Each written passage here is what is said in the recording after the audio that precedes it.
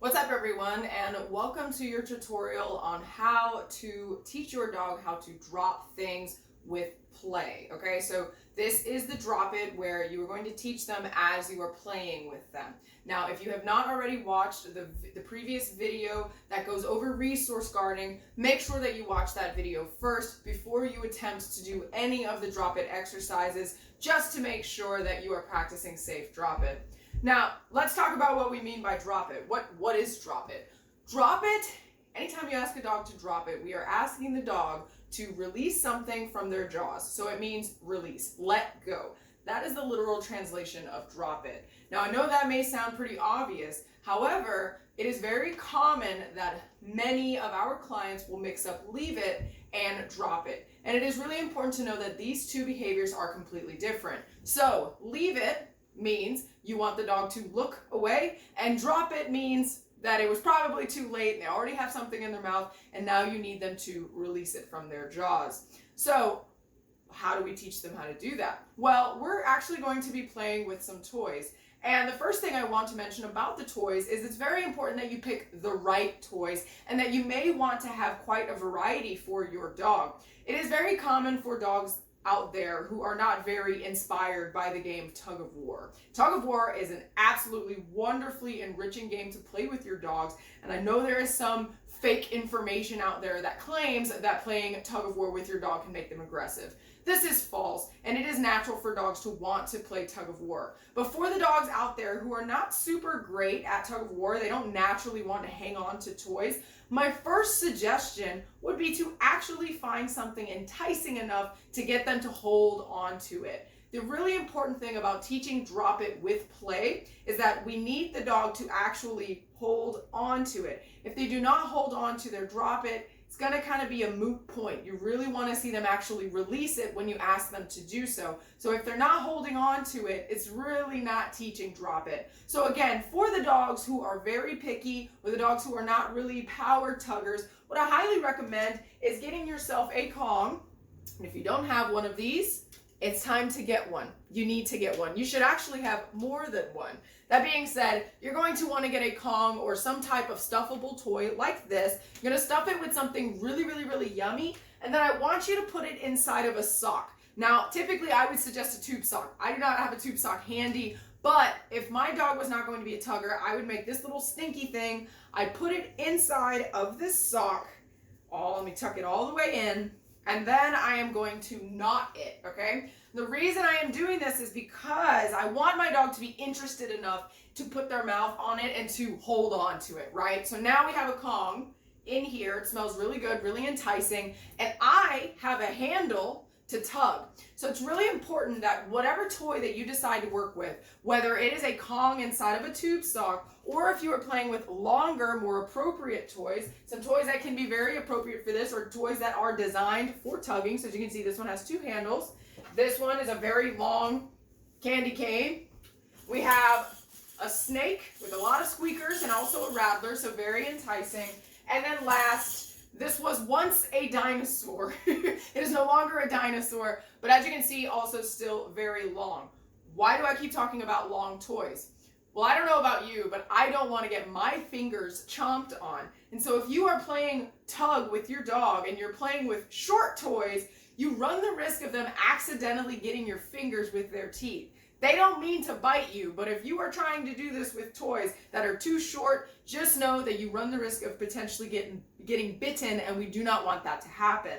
So again, appropriate toys, long toys like this for the dogs who are natural tuggers. This goes for adult dogs and puppies, does not matter.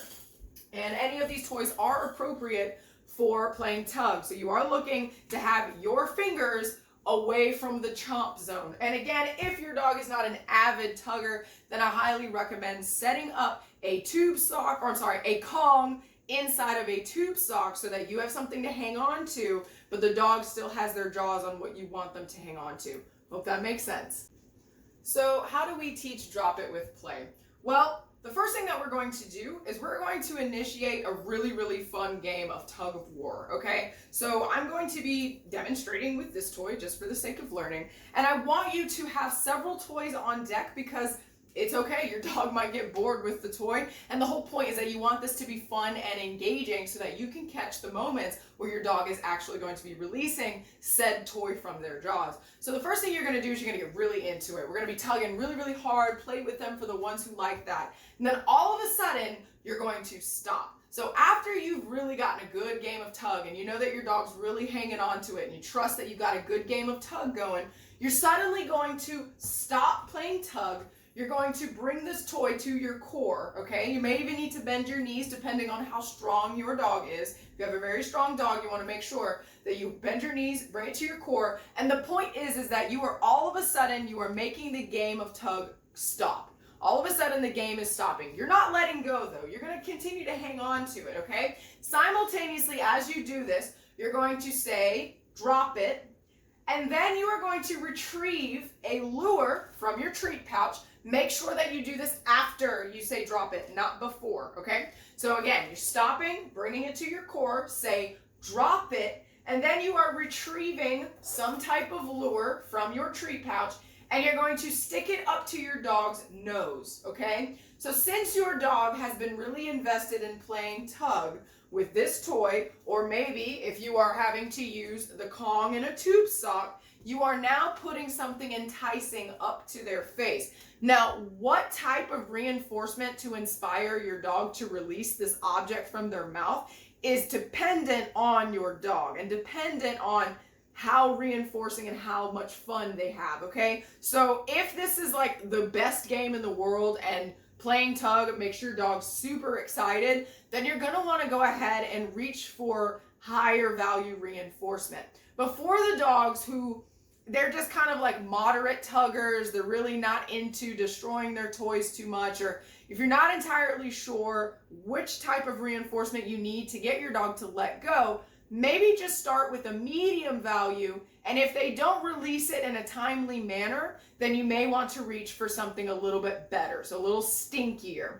So again, playing an intense game of tug, and then all of a sudden you're gonna stop. Bring it to your core, bend your knees if your dog is strong, and make it really, really boring. Then reach for a lure, and you're gonna stick it up to their nose and hold still. All you said was drop it once, and you're going to wait, because you have just put the prize in their face. What's gonna happen is when this dog smells this treat and they realize that there's something more reinforcing in your other hand, they're gonna try to spit this toy out. They're gonna make a whole display about it. When they release this toy from their jaws, the moment that this toy exits their mouth completely, you are going to say yes and then immediately deliver that reinforcement. And the best part is you give them back the toy and you go back to playing the game over and over again. You're gonna run these reps several times. So again, play an intense game of tug, bringing it in, saying drop it, luring. The point of this is you want to run several repetitions so that the dog eventually just starts to spit it out a whole hell of a lot faster. After you have done this several times, then you are actually going to get rid of the lure and you are only going to rely on the verbal cue. So same deal, playing an intense game of tug, all of a sudden you're going to stop, make it nice and boring, and you are just going to say drop it. But this time you are not going to reach for reinforcement. Your dog doesn't need a lure anymore. They've already dropped it several times. So you're going to wait for them to release it without the enticing of a lure, okay? So when they finally let it go without a lure, you will still mark and you will give them their reinforcement from elsewhere. If you've made it to this step, you're going to run this step several times over and over and over and over and over again. You really want your dog to start releasing things on a dime when you say it, and that is what you are really trying to do. So you want to create a lasting reinforcement history so that when we get to the next step, your dog will be likely to let it go even if you're not touching the toy anymore.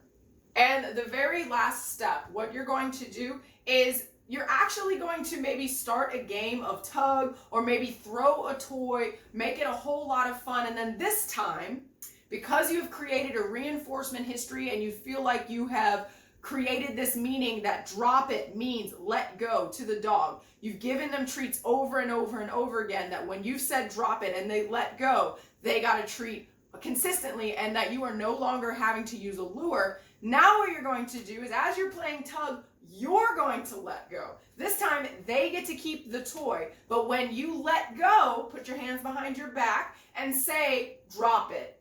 Now this step might take a few seconds for your dog to compute. This is pretty different than from the other steps that you were just doing because this time you're not touching the toy and you're also not stopping it from being fun.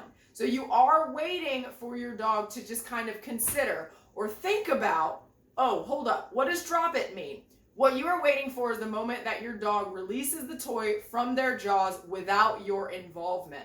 Now, I don't recommend that you stay too far away from them. You want to stay pretty close. You also want to make sure that the dog is in a contained space or they can't just run off with the toy at this point because you are trying to teach them something. So if they just run off in the middle of you training them drop it, you're probably going to kind of lose the heat of the moment and not actually complete the behavior. So make sure that you have them in a contained space that makes them comfortable and makes you comfortable, but also they are close enough to you to realize that you have asked them to do something. So when you say drop it and they have it in their jaws and they finally let it go, you will say yes and then immediately deliver their reinforcement, whether that be from your treat pouch or from a counter. And you can even throw them the treat at this point because they have the toy maybe from a little bit of a distance. You're going to run those repetitions over and over and over and over again. And when you reach this step, I highly recommend that you start experimenting at this point with other toys. It is very common that dogs start to lose interest with drop it when you're practicing this because they realize that if they just let it go, they're going to get treats. So eventually dogs stop hanging on to the toys, which is why we say that you're going to want to have a variety on deck so that when your dog makes the association that drop it means drop it with this toy and they stop hanging on to it, then you can switch to this toy, drop it means drop it with this toy too, and with this toy, and with this toy. So you are just generalizing the information all around. And this also makes playing tug of war infinitely safer and more controlled. But more importantly, you are conditioning your dog to release something from their jaws so that in the future, when you say drop it, they have had a positive experience with this particular behavior because in the past you will have been playing with them and this was a fun and engaging activity for them. And so when you say drop it because Fido has your shoes in their mouth, they're not going to think instantly that they're in trouble. No, they're going to think, oh, opportunity, of course I'll let these things go. Now, as a disclaimer, as you start to practice drop it, you may find that your dog has a tendency to retrieve things and bring them to you. It is very common that when dogs learn drop it, that they start to pick up random things and then go to you and then just spit it out, trying to get you to give them reinforcement. If your dog starts to do this, then I want you to be very mindful of the things that you're leaving around, of course. So if your dog is retrieving your shoes or your socks, maybe make sure that they're not anywhere near shoes or socks. And also make sure that they understand where their toys are and where they're supposed to be getting them. But just know that that is a common side effect of teaching drop it, is that oftentimes dogs will just start to bring you things and then let them go. It's not really a problem, but it is something that you might start to see a little bit of. Good job.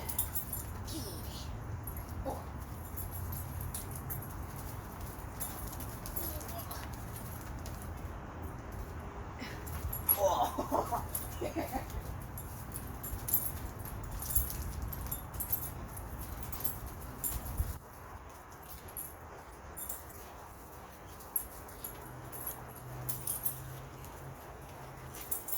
Drop it. Yes! Good job! Good job! Okay, take it. Ooh.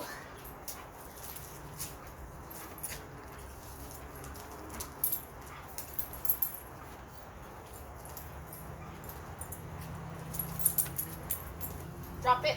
Yes! Good job! Good job! Good job! Good job! Ready?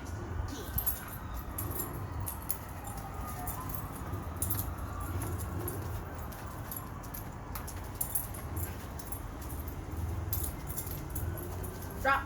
Yes!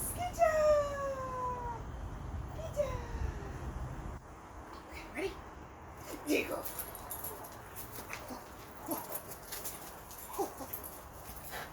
Come on. Drop. Yes. Good job. Good job.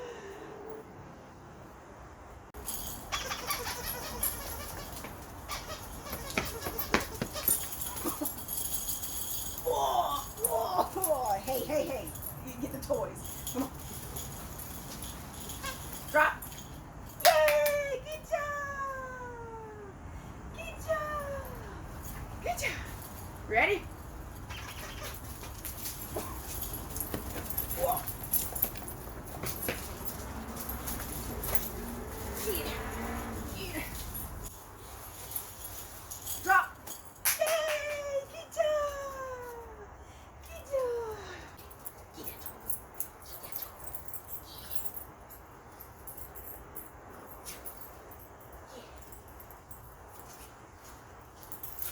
Get it. Drop. Yes, good job. Dog Fisher. Get it. Come on. Get that toy. Get it. Get that toy. Go. Get it. Go, go, go, go. Go, go. You can do it.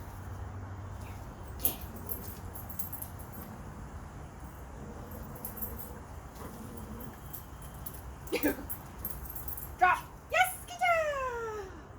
Good job. Are you ready? Good. Drop.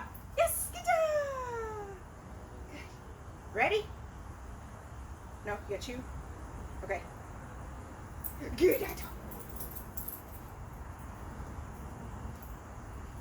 Drop. Yes, good job. Good. Good. Are you ready? Go. Get that. Get that. Get it.